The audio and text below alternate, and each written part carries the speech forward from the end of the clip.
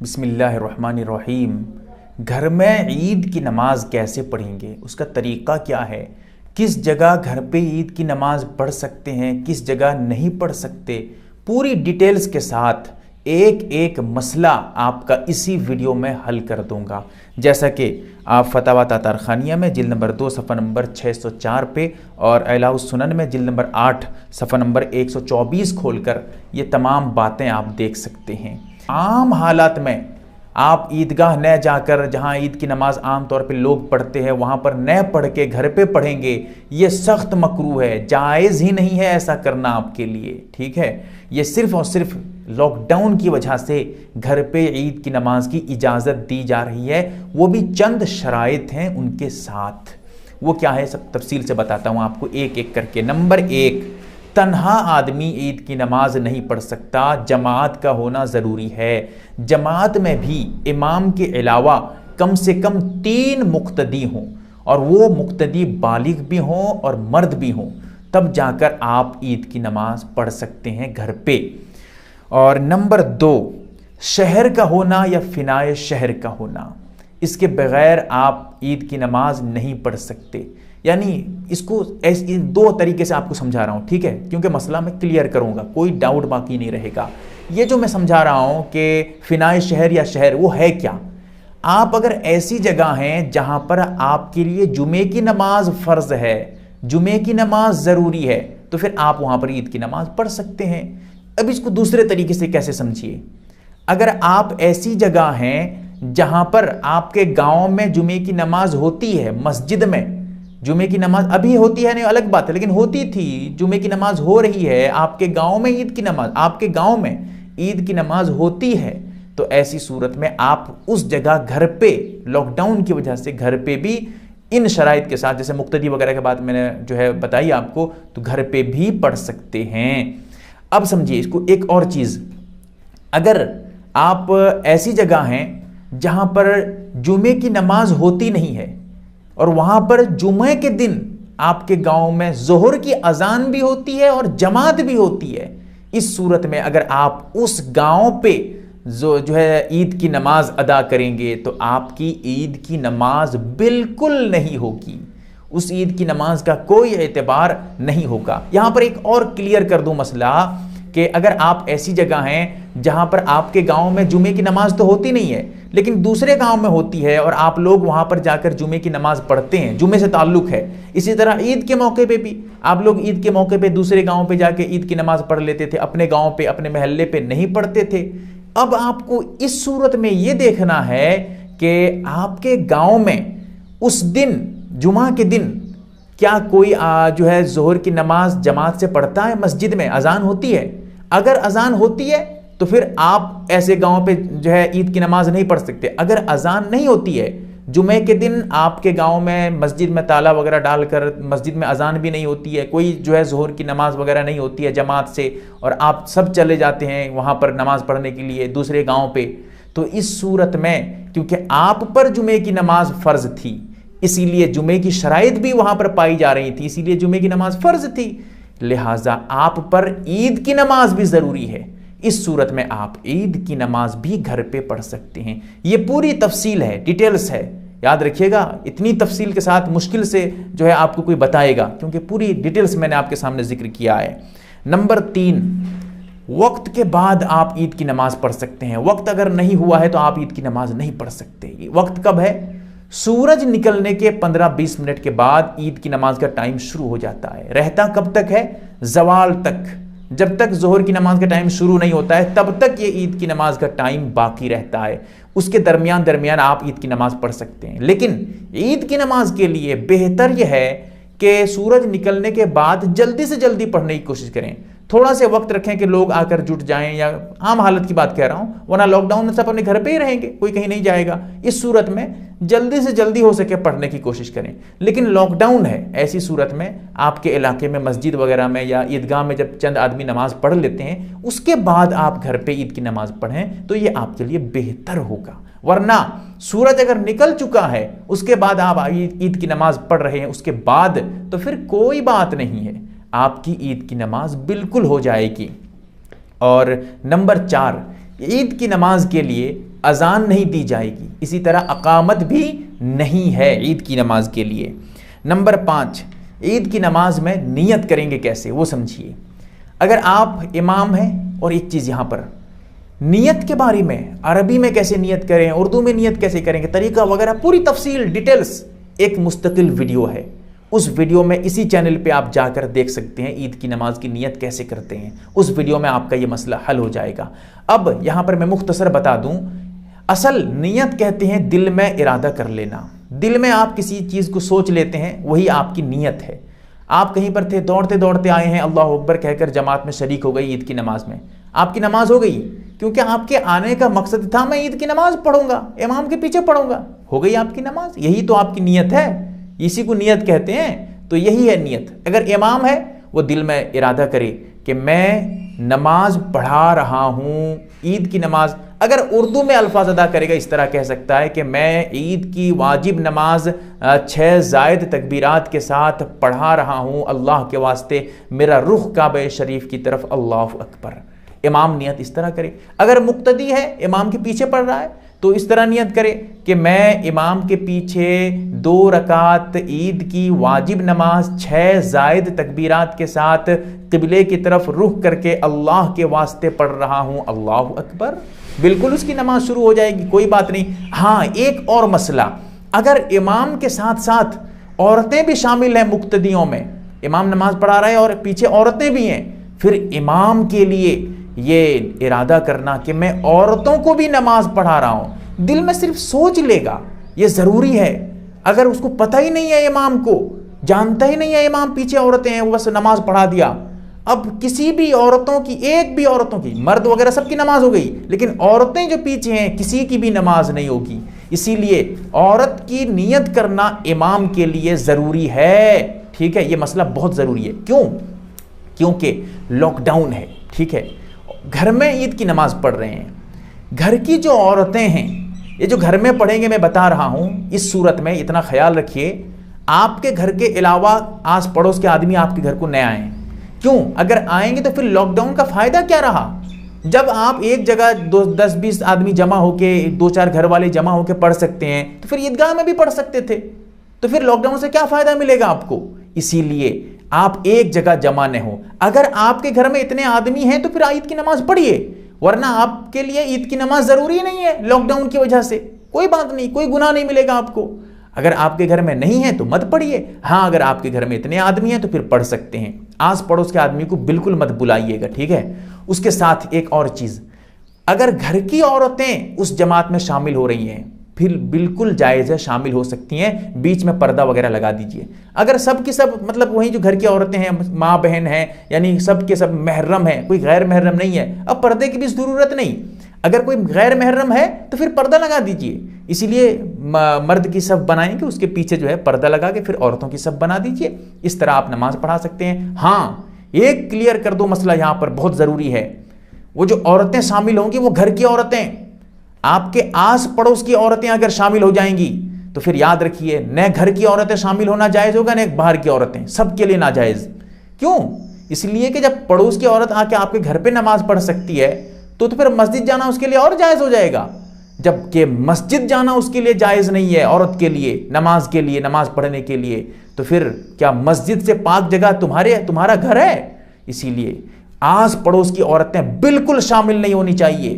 آپ کے گھر کے بالکل گھر کو لگ کر بھی کسی کا گھر ہو، وہ عورت بھی آپ کے گھر میں نماز میں شامل نہ ہو، وہ اپنی نماز الگ پڑھے۔ ہاں، اگر آپ کے ہی گھر کی عورتیں شامل ہوتی ہیں تو پھر آپ شامل کر سکتے ہیں، پوری ڈیٹیلز ذکر کر رہا ہوں، ٹھیک ہے۔ اس کے بعد نیت کرنے کے بعد آپ نماز پڑھیں گے، امام کیسے پڑھائے گا، مقتدی کیسے پڑھیں گے وہ بتاتا جاتا ہوں۔ اس کے بعد اللہ اکبر کہہ لیں گے، نیت کے بعد ہاتھ باندھ لیں گے، ہاتھ باندھنے کے بعد امام صاحب ثنا پڑھیں گے، آہستہ سے پڑھیں گے، آپ بھی آہستہ سے ثنا پڑھیے گا۔ اور ثنا پڑھنے کے بعد اب جو ہے، اگر آپ کے ثنا پڑھنے سے پہلے امام صاحب ثنا پڑھ کے شروع کر دیتے ہیں تو آپ ثنا چھوڑ دیجئے، کوئی بات نہیں ہے، ٹھیک ہے، جتنا پڑھ رہے ہیں اتنی چھوڑ دیجئے۔ اگر آپ ثنا مکمل پڑھ چکے ہیں کوئی بات نہیں، مکمل پڑھیے۔ اس کے بعد ثنا پڑھ کے مکمل کرنے کے بعد پہلی رکعت میں امام صاحب اللہ اکبر کہہ کر ہاتھ اٹھائیں گے، کان تک چھوڑ دیں گے۔ اسی طرح آپ بھی اللہ اکبر کہہ کر ہاتھ اٹھائیے، چھوڑ دیجئے۔ یہاں پر یہ غلطی کرتے ہیں کہ صرف ہاتھ اٹھا کر چھوڑ دیتے ہیں۔ مقتدی، امام تو کہتے ہیں اللہ اکبر زور سے، امام زور سے اللہ اکبر کہتے ہیں، لیکن مقتدی اللہ اکبر کہتے ہی نہیں ہے، بالکل آہستہ سے کہتے نہیں ہیں۔ مقتدی کو زور سے کہنا نہیں ہے، آہستہ کہنا ہے، لیکن وہ آہستہ سے بھی نہیں کہتے۔ کتنی بڑی غلطی ہے، جبکہ ایسی حالت میں نماز سخت مکروہ ہوگی، یاد رکھیے، کیونکہ زائد تکبیر کا کہنا واجب ہے، امام کے لیے بھی مقتدی کے لیے بھی۔ اسی لیے آپ بھی امام کے ساتھ ساتھ اللہ اکبر کہہ کر ہاتھ اٹھائیں گے، کہیں گے آہستہ سے مقتدی، اور ہاتھ چھوڑ دیں گے۔ پھر اس کے بعد دوسری مرتبہ تھوڑی دیر کے بعد، کتنی دیر رکیں گے؟ بس 2-4 سیکنڈ رکیں گے، زیادہ دیر ٹھہرنا نہیں ہے۔ پھر اس کے بعد اٹھائیں گے اللہ اکبر، ہاتھ اٹھائیں گے، پھر چھوڑ دیں گے۔ 2 مرتبہ تکبیر کہہ چکے ہیں، ہاتھ اٹھا کر چھوڑ چکے ہیں۔ تیسری مرتبہ اللہ اکبر کہہ کر ہاتھ اٹھائیں گے اور باندھ لیں گے۔ آپ بھی باندھ لیں گے، امام صاحب بھی باندھ لیں گے۔ اس کے بعد امام صاحب جو ہے اعوذ باللہ من الشیطان الرجیم بسم اللہ الرحمن الرحیم پڑھیں گے، آہستہ سے پڑھیں گے۔ اب مقتدی جو ہے اس کے بعد بالکل چپ چاپ رہے گا، کچھ بھی نہیں پڑھے گا، ایک بھی جملہ نہیں پڑھے گا، پوری قرات تک خاموش رہے گا، ایسے ہی چپ چاپ۔ اعوذ باللہ بھی نہیں پڑھے گا، بسم اللہ بھی نہیں پڑھے گا، امام کے پیچھے پڑھنے والا۔ اور جو امام ہے وہ تو اعوذ باللہ بسم اللہ پڑھیں گے، لیکن آہستہ پڑھیں گے۔ اس کے بعد امام صاحب زور سے قرات شروع کریں گے، الحمدللہ رب العالمین، زور سے پڑھنا شروع کریں گے، الحمد شریف مکمل کریں گے۔ اس کے بعد امام صاحب جیسے ہی مکمل ہو جائے آمین آہستہ سے کہیں گے، غیر المغضوب علیہم ولا الضالین کہنے کے بعد آمین کہیں گے۔ امام صاحب بھی آمین کہیں گے، آپ بھی امام کے پیچھے آمین کہیں گے، لیکن آہستہ سے آمین کہیں گے، زور سے نہیں کہیں گے۔ اس کے بعد پھر آپ چپ ہو جائیں گے، امام صاحب پھر بسم اللہ الرحمن الرحیم پڑھیں گے اور آہستہ سے پڑھیں گے۔ اس کے بعد پھر بسم اللہ پڑھنے کے بعد کوئی بھی سورہ ملائیں گے، کوئی بھی سورت یاد ہو وہ پڑھیں گے۔ آپ کو کوئی بھی سورہ یاد ہے، چھوٹی سی سورت یاد ہے، قل هو اللہ احد یاد ہے، انا اعطینا یاد ہے، والعصر یاد ہے، کوئی بھی سورہ آپ جو جانتے ہیں آپ اس کو پڑھیں گے۔ کوئی متعینہ طور پہ کہ یہی سورہ پڑھنا ضروری ہے، واجب ہے، فرض ہے عید کی نماز میں، ایسی کوئی بات نہیں ہے۔ جو سورہ آپ کو یاد ہے آپ پڑھ سکتے ہیں۔ اس کے بعد سورہ مکمل کرنے کے بعد رکوع کو جائیں گے، رکوع میں آپ بھی جائیں گے، اور جس طرح عام اعتبار سے نماز پڑھتے ہیں ویسے ہی رکوع کریں گے، رکوع سے اٹھیں گے، سجدے کو جائیں گے، 2 سجدہ کریں گے، اس کے بعد کھڑے ہو جائیں گے۔ لیکن آپ جو رکوع اور سجدے میں تسبیح ہے وہ آپ تسبیح ضرور پڑھیے گا، سنت ہے آپ کے لیے پڑھنا، لیکن آہستہ پڑھیے گا، امام بھی آہستہ پڑھیں گے، آپ بھی آہستہ پڑھیں گے، تو یہ خیال رکھنا ہے۔ اب دوسرا سجدہ کرنے کے بعد پہلی رکعت میں سیدھے کھڑے ہو جائیں گے اللہ اکبر کہتے ہوئے، آپ بھی کھڑے ہو جائیں گے امام کے پیچھے پیچھے۔ اس کے بعد امام صاحب اب جو ہے ڈائریکٹ بسم اللہ الرحمن الرحیم پڑھیں گے آہستہ سے، اعوذ باللہ نہیں پڑھیں گے، ثنا بھی نہیں پڑھیں گے، کیونکہ وہ دوسری رکعت ہے، ثنا اور اعوذ باللہ پہلی رکعت کے لیے، دوسری رکعت کے لیے نہیں ہے۔ تو امام صاحب جو ہے اب پڑھیں گے بسم اللہ الرحمن الرحیم، وہ بھی آہستہ۔ اس کے بعد پھر زور سے شروع کریں گے، الحمدللہ رب العالمین الرحمن الرحیم، چلے گی، قرات شروع کر دیں گے، پھر الحمد شریف مکمل کریں گے، وہی آمین کا مسئلہ ایسا ہی آئے گا، پھر سورہ ملائیں گے۔ اب سورت جب مکمل ہو جائے گی سورہ پڑھ لیں گے، کوئی بھی سورہ پڑھ سکتے ہیں، کوئی بھی سورہ دوسری رکعت میں بھی، لیکن اتنا خیال رہے ایک سورہ جو آپ پہلی رکعت میں پڑھے ہوئے تھے اس سورہ کے بعد جو سورہ ہے ایک سورہ اس کے بعد والی چھوڑ کر ایک سورہ نہ پڑھیے، یعنی ایک سورت پہلی رکعت میں جو پڑھے ہیں اس کے بعد میں ایک سورت چھوڑ کر پڑھیں گے، یہ آپ کے لیے مکروہ ہے۔ 2 سورہ چھوڑ سکتے ہیں بیچ میں، 3 سورہ، 4 سورہ، 6 سورہ چھوڑ سکتے ہیں، کوئی بات نہیں، لیکن بیچ میں ایک سورت چھوڑ کے پڑھنا دوسری رکعت میں مکروہ ہے۔ اسی طرح اگر آپ پڑھ رہے ہیں الٹا، یعنی آپ پہلی رکعت میں جو سورہ پڑھے ہوئے تھے اس سے پہلے والی سورہ پڑھ رہے ہیں، قرآن کو الٹی طرف سے لے کے جا رہے ہیں، یعنی آگے پڑھنے کے بجائے آپ پیچھے سے پڑھ رہے ہیں دوسری رکعت میں، اس حالت میں بھی یہ مکروہ ہے۔ جان بوجھ کے، انجانے میں ہو جائے تو کوئی بات نہیں، آپ کی نماز بالکل درست ہے، لیکن جان بوجھ کر ایسے قرآن کا الٹا پڑھنا نماز میں یہ مکروہ ہو جائے گی۔ اور اگر آپ کو ترتیب آ جائے تو آپ ترتیب سے پڑھ لیجئے، یہ بہتر ہے۔ جو آپ سورہ پڑھے ہیں اس کے بعد جو سورت ہے وہ سورہ پڑھ لیجئے، کوئی بات نہیں، ورنہ آپ کوئی اور بھی سورہ پڑھ سکتے ہیں، لیکن ان دونوں مسئلے کا خیال رکھنا ہے، ایک سورہ بیچ میں نہ چھوٹے اور الٹا نہ ہو قرآن، ٹھیک ہے۔ اس کے بعد اب جب دوسری رکعت میں قرات مکمل ہو جائے گی اس کے بعد امام صاحب اللہ اکبر کہتے ہوئے زور سے اللہ اکبر کہیں گے اور ہاتھ اٹھائیں گے، چھوڑ دیں گے، ایک تکبیر ہوئی۔ آپ بھی ایسے ہی کریں گے جیسے پہلی رکعت میں آپ کیے ہوئے تھے، پھر دوسری رکعت میں پھر دوسری مرتبہ اللہ اکبر کہتے ہوئے ہاتھ کان تک اٹھائیں گے اور چھوڑ دیں گے، آپ بھی ایسے کریے گا. کتنی تکبیر ہوئی دوسری رکعت میں؟ 2 تکبیر. پھر تیسری مرتبہ تیسری تکبیر کہیں گے اللہ اکبر، ہاتھ اٹھائیں گے کان تک، چھوڑ دیں گے. پھر اس کے بعد چوتھی مرتبہ اللہ اکبر کہیں گے. اب اس میں ہاتھ نہیں اٹھائیں گے، بغیر ہاتھ اٹھائے صرف اللہ اکبر کہتے ہوئے رکوع میں چلے جائیں گے. کیوں ہاتھ نہیں اٹھائیں گے؟ اس لیے نہیں اٹھائیں گے، یہ جو اللہ اکبر کہنا ہے یہ رکوع کے جانے کے لیے ہے.